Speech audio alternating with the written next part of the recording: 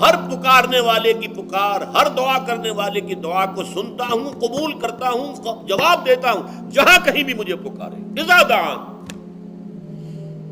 اس میں در حقیقت وہ مفہوم آ گیا ہے there and then wherever. آپ اپنے گھر میں ہو کر پکاریں اللہ کو، آپ بستر پر لیٹے ہوئے پکاریں اللہ کو.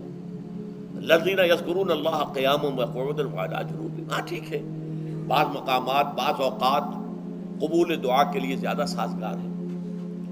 حرم میں جا کر دعا مانگی جائے، اور منا میں، عرفات میں خاص طور پر، جبل رحمت پر خاص طور پر، ملتزم جو ہے کعبے کا اس پر خاص طور پر، وہ ایام بھی ہے خاص. لیکن یہ نہیں ہے کہ بقیہ دنوں میں آپ کے اور اللہ کے درمیان کو بڑا فاصلہ ہے. یہ سارا دنیا میں مشرکانہ نظاموں نے تصور پیدا کیا، اللہ تو دور ہے دور ہے دور ہے دور ہے، پاک ہے پاک ہے پاک، تم ناپاک ہو ناپاک ہو ناپاک ہو، اور تم تو بڑی پستی میں پڑے ہو، تم اللہ سے براہ راست ہم کلام نہیں ہو سکتے. کوئی درمیانی چاہیے، کوئی لنکس چاہیے.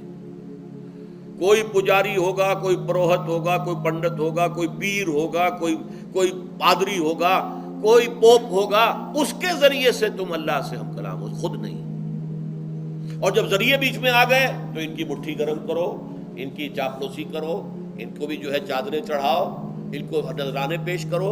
یہ ہے بدترین ایکسپلائٹیشن جو مذہب کے ذریعے سے نوع انسانی کی ہوئی ہے.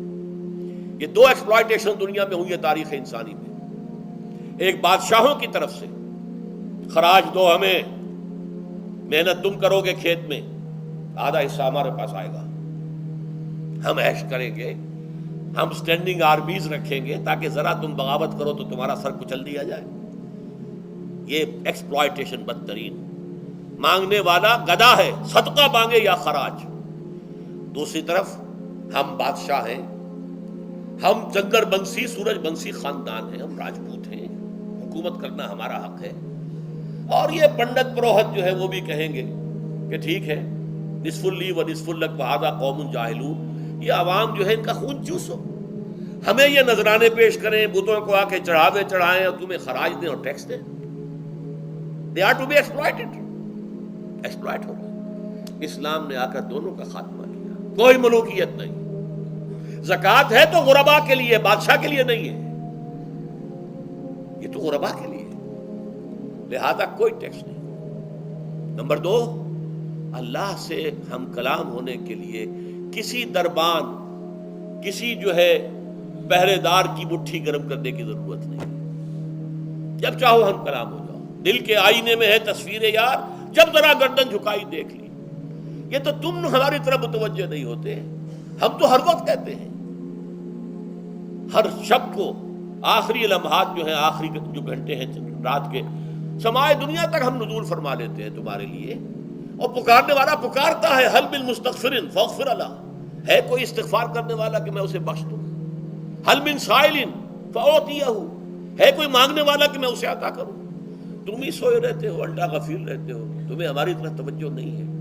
اگر ہماری طرف متوجہ ہو جاؤ تو جیسے کہ اقبال نے کہا کہ میرے لیے یہ دربان جو ہے، پیران کلیسا کو کلیسا سے اٹھا دو. کیوں خالق و مخلوق میں حائل رہے پردے؟ اور یہ میں نے کئی مرتبہ بیان کیا ہے. ہمارے ہاں وہ پی جو جماعت بنی تھی ایک، اب اس میں 2 پی اور ایڈ ہو گئی ہیں. پی پھر وہ پیٹریٹ، اور اس سے آگے اپنے پہلے پارلیمنٹیرین کی پی آ گئی اور پھر پیٹریٹ کی آ گئی. 5 پیز ہو گئی. اسی طرح گنتی ہے ہندوستان میں پنڈت، پروہت اور پجاری. 3 پے تو یہاں تھی. پیر، ایران کا پیر، اور پوپ اور پادری، یہ سب پے سے شروع ہوتے ہیں الفاظ.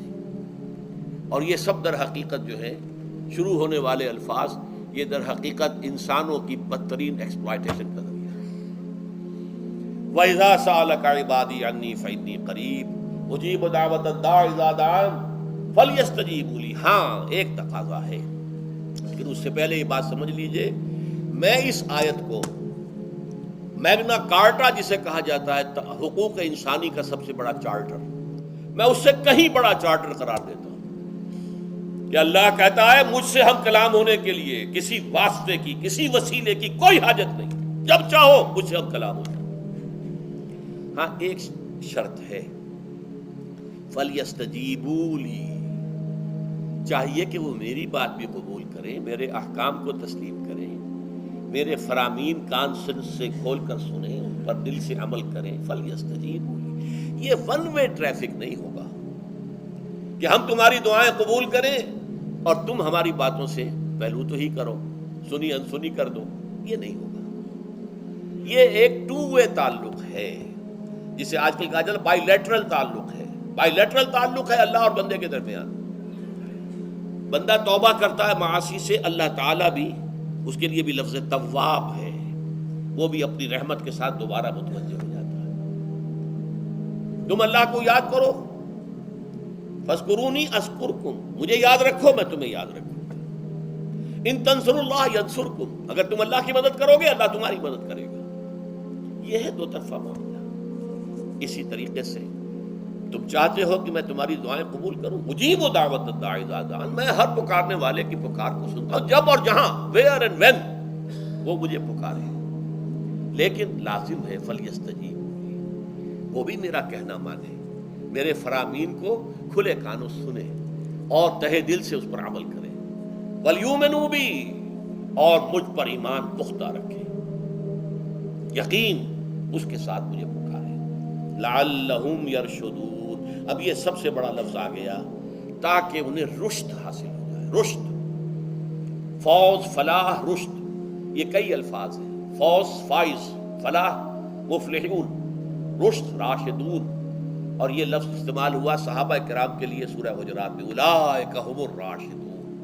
تو گویا کہ یہ بلند ترین منزل ہے انسان کے لیے اگر اس کا یہ تعلق اللہ کے ساتھ